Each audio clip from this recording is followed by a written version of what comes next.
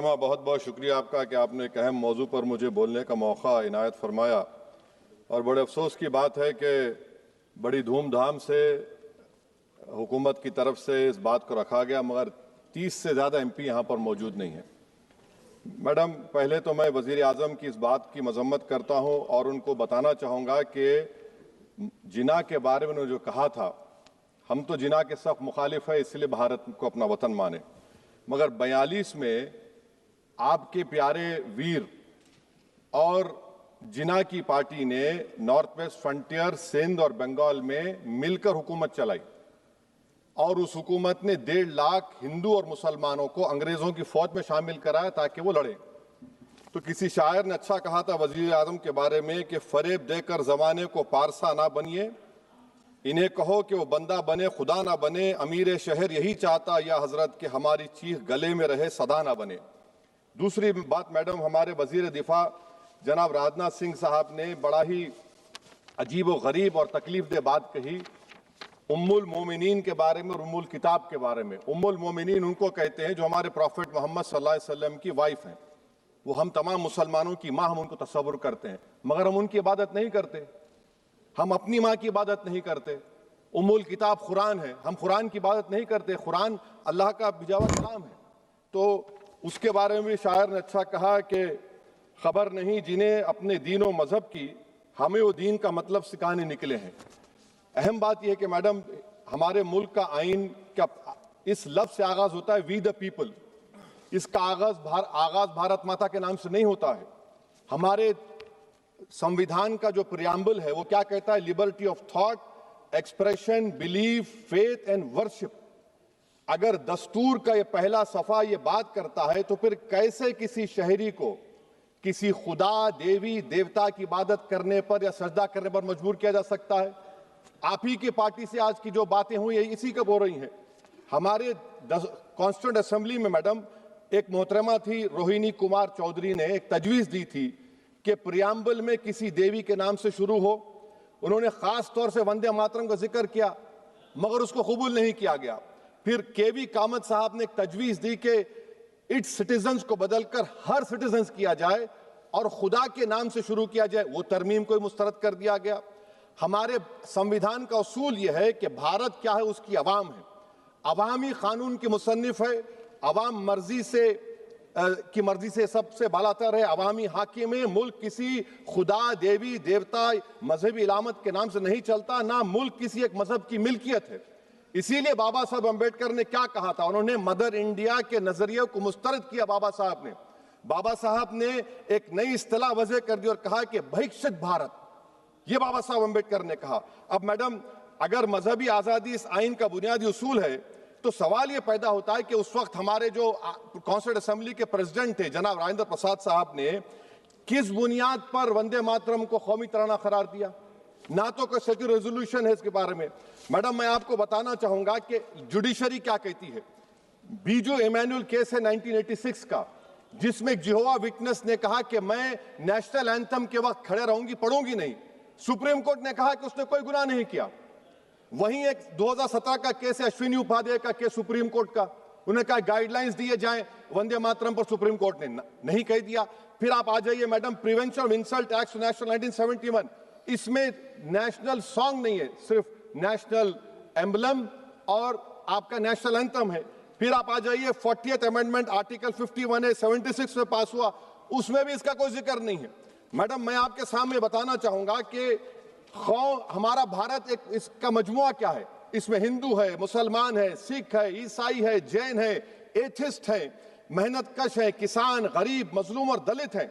मगर अगर जो तकारीर आज हमने यहाँ पर सुनी और बाहर जो सुनते हैं, अगर भारत को देवी कहने और उसके आगे सजदा करने, तो दरअसल कौम परस्ती को, वतन से मोहब्बत को मजहब में तब्दील कर रहे, और फिर यहाँ पर बोल रहे कि अगर भारत में रहना है तो वंदे मातरम गाना पड़ेगा। भाई, ये तो संविधान के खिलाफ है, सुप्रीम कोर्ट के जजमेंट के खिलाफ है। अगर वंदे मातरम मैडम कौमियत का मियार है तो फिर सवाल ये है कि हजरत मोहानी की कौमियत क्या थी जिसने इनकलाब जिंदाबाद का नारा दिया? अगर यूसुफ मेहर अली ने quit India, Simon go back का नारा दिया तो उसकी कौमियत क्या थी? अगर हैदराबाद से मौलवी अलाउद्दीन जो मक्का मस्जिद का पहला मुजरिम है काला पानी में, और तूरेबाज खान जो मारकर लाश को लटका दिया गया था हैदराबाद में 8 दिन तक, उसकी कौमियत क्या थी? अगर इनायतुल्लाह काफी जो जिहाद का फतवा अंग्रेजों के खिलाफ दिया मुरादाबाद में, जब उनको 2 दिन में फांसी की सजा दी गई, और जब फांसी की सजा के बाद जा रहे हैं तो इनायतुल्लाह मौलाना काफी की जबान पर क्या था? वो रसूलुल्लाह हमारे प्रॉफिट की नात पढ़ रहे थे। क्या पढ़ रहे थे? कोई गुल बाकी रहेगा ना चमन रह जाएगा, पर रसूलुल्लाह का दीन हसन रह जाएगा। तो उनकी कौमियत क्या थी? माल्टा की जेल में महमूदुल हसन, हुसैन अहमद मदनी 6 महीने माल्टा की जेल की ग्राउंड में पड़े रहे, उनकी कौमियत क्या थी? अल्लामा फजले खैराबादी का वो सेल काला पानी का पुकार पुकार कर से पूछ रहा है, जो वहीं पर मर गए, खबर वहां पर है, बताओ मेरी कौमियत क्या थी? मैडम, मैं एक मुसलमान हूं, मैं इस्लाम को मानने वाला बावकार इंसान हूं, और मेरे मजहब की बुनियादी तालीम तौहीद है, ला इलाहा इल्लल्लाह, नहीं है कोई खुदा सिवा अल्लाह के। और कुरान में अल्लाह क्या बोल रहा? इय्याका नाबुदु इय्याका नस्तईन, तुम मेरी इबादत करो, मुझे मानो। मुझे कहां से मिल रहा? आर्टिकल 25 से मिल रहा है। मुझे कहां से मिल रहा है? Liberty of thought, expression, belief, faith and worship से मिल रहा है। तो इसको जोड़ना ये बहुत ही खतरनाक होगा। और हमारे प्रॉफिट मोहम्मद सल्लल्लाहु अलैहि वसल्लम जब मदीने को गए तो उन्होंने उस वतन के लिए दुआ की, कहा कि अल्लाह मदीने की मोहब्बत हमारे दिलों में और इजाफा कर दे, मक्के से ज्यादा कर दे। तो ये इस्लाम, मुसलमान होना, हमारे ईमान में मुल्क की मोहब्बत बीच में नहीं आती, और मुल्क से मोहब्बत है और रहेगी हमेशा, क्योंकि ये अजीम कुर्बानियां यहां पर शामिल है जिन्होंने जंग आजादी में हिस्सा नहीं लिया। आज अगर वो वतन की मोहब्बत का दर्ज देंगे तो बड़ा गलत होगा। मैडम, मैं आपके सामने एक चीज पढ़ूंगा। 1937 रविंद्रनाथ टैगोर ने लेटर लिखा सुभाष चंद्र बोस को, मैं सिर्फ किसी ने नहीं पढ़ा ये। क्या कहा टैगोर साहब ने? But parliament is a place of union for all religious groups and there the song can not be appropriate. When Bengali Muslims show sign of stubborn fanaticism, we regard it as intolerable. When we too copy them and make unreasonable demands, it will be self-defeating. ये मैं इसको ले करूंगा madam, आप देख लीजिए। फिर दूसरी तरफ मैडम आप आ जाइए, मैं यहाँ पर बैठकर, हाँ, जितने तकारीर यहाँ पर हुए सब जनगण मन पर तनकीद किए। तो मैडम मुझे ये कहना पड़ेगा कि जनगण मन पर आप लोग इतनी तकलीफ क्यों उठा रहे हैं? आखिर इतनी तकलीफ क्यों है? तो मैं जब जाकर देखा तो मुझे 28 दिसंबर का ऑर्गेनाइजर मैगजीन का आर्टिकल मिला, जिसमें ऑर्गेनाइजर लिखता है कि what is the moral sanction behind government choice of Janagana Mana, except that it can be made an item of entertainment at the sumptuous parties thrown by government officials. आप बताइए, इसका बोलेंगे आप? और फिर उसके कैंड कैसा करते हैं? It will mean we can not love our motherhood. Madam please, it will mean that Vande Mataram is buried alive with the word Jangan Mana on the tombstone, for the tomb will also be of Jangan Mana of the will of the people. इस पर आप क्या बोलेंगे? Madam, मैं आपको ये बताना चाह रहा हूं कि वतन की मोहब्बत हमारे लिए बहुत अहम है, मगर ये बताइए हमको कि अभी मैडम यहाँ पर आनंद मठ के बारे में बहुत कुछ कहा गया। मैं सिर्फ 2 मिसालें आपको देता हूं। आनंद मठ के पेज नंबर 70 और 80 को पढ़ लीजिए। इसके बाद सनातन जहां मुसलमानों के घर पाते थे, इन्हें आग लगा देते थे। आप पेज नंबर 98 पढ़िए, हमें सिर्फ इन मुसलमानों को जड़ से खत्म करना है क्योंकि खुदा के दुश्मन बन चुके हैं। फिर आप पेज नंबर 115-16 दीजिए, फिर मुख्तलिफ इलाकों में मुसलमानों को सदा देने के लिए भेजे जाते, जहां मुसलमान आबादी नजर आती जला दिया जाता। फिर आप देख लीजिए मैडम, सफे नंबर 120 पेज 120, बंकिम लिखते हैं कि सनातियों को मालूम नहीं था कि अंग्रेज हिंदुस्तान को निजात दिलाने वाले हैं। ये आप क्यों कर रहे हैं? अब आप मैडम, मैं आपको पेपर्स दे कर दूंगा। मैडम, भारत में हमारी आजादी इसलिए आई और बरकरार रही कि हमने मुल्क और मजहब को एक चीज नहीं बनाया। हमने ऐलान किया कि हमारी मुल्क मुख्तलिफ तबकात मज़ाहिब पर मुश्तमिल है, हमारे मुश्तरका तकदीर हमारी कौमियत का सरचश्मा है, यह खास जबान सकाफत मजहब नहीं है।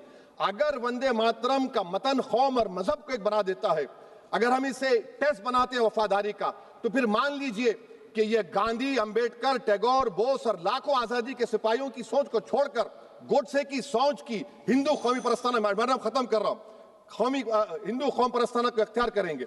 मुझे वतन से बेइंतहा मोहब्बत है मैडम, और इंशाल्लाह हमेशा रहेगी, मगर बावजूद इसके कि मेरी मस्जिद, मेरी इबादत गाह, मेरे कपड़े, मेरे कारोबार पर हमले होते, मगर मैं फिर भी कहता हूं कि वतन मेरा, हर वतन को हम छोड़कर नहीं जाएंगे। मगर हुब्बुल वतनी का क्या मुतालबा है? हुब्बुल वतनी ये कहता है कि वतन से मोहब्बत है तो जुल्म को खत्म करो, गरीबी को खत्म करो, बेरोजगारी को खत्म करो, जबर का खात्मा करो, अमन का गहवारा बनाओ, पाकिस्तान की दहशतगर्दी को खत्म करो, एक्सप्लॉयटेशन को रोको, शरारत को रोको, मुल्क के खिलाफ की जाने वाली साजिश खत्म करो। मैडम, भारत एक चमन है जहां पर हर फूल को खिलना चाहिए। और अगर कोई इस फूल के अगर पूरे फूल खिलेंगे तो उसकी खुशबू से ये वतन मौतर होगा, मगर अगर इस चमन का माली ये कहेगा कि एक ही फूल खिलेगा, तो मैं जिम्मेदारी के साथ कह रहा हूं, अगर एक ही फूल खिलेगा तो वो सहरा बन जाएगा और माली माली नहीं रहेगा, वो जल्लाद कहलाएगा। तो इसीलिए मैडम हम उम्मीद करते हैं कि हुकूमत इस पर जोर जबर ना करे। मेरा राइट है, यकीनन मैं जानता हूं कि आजादी के लड़ाई में वंदे मातरम का नारा था, मगर अगर आप इसको जबर करेंगे तो ये संविधान के खिलाफ है। वफादारी का सर्टिफिकेट हमसे मत लीजिए, मैडम खत्म कर रहा हूं, वफादारी का सर्टिफिकेट हमसे मत लीजिए। आपके बुजुर्गों के कोई एक किताब में लिख के क्या लिखा है बता दीजिए, कहां पर क्या लिखा हुआ है। तो मैं मैडम मैं इस शेर पर अपनी बात को खत्म कर रहा हूं मैडम, मैं इस शेर पर अपनी बात को खत्म कर रहा हूं मैडम, मैं अपनी बात को खत्म कर देता हूं मैडम, क्योंकि आप बहुत जल्दी में हैं। कि भारत जिंदाबाद, हिंदू मुसलमान जिंदाबाद, दलित जिंदाबाद, ईसाई जिंदाबाद, आदिवासी जिंदाबाद, जो किसी खुदा को नहीं मानते वो भी जिंदाबाद, और मैडम सब पिछड़ा सब आ गया इसमें। तो हम उम्मीद करते कि इस रूह को आप समझेंगे, अगर आप सिर्फ अपनी आइडियोलॉजी को लेकर चलेंगे। और आखिर में मैडम, जनाब बंकिम चंद्रा साहब के बारे में मैं आपके सामने डॉक्यूमेंट लेकर रहा हूं कि उन्होंने बीए का एग्जाम पास नहीं किया था, 7 मार्क्स से फेल हो गए थे, ये भी रख रहा हूं। तो आप जिसको लिटरेरी जायंट बता रहे ये नहीं है। बहुत बहुत शुक्रिया मैडम। धन्यवाद सभापति महोदया। मैं इस सदन का ध्यान। लोकशाही मराठी ऐका, पहा, जागरूक रहा।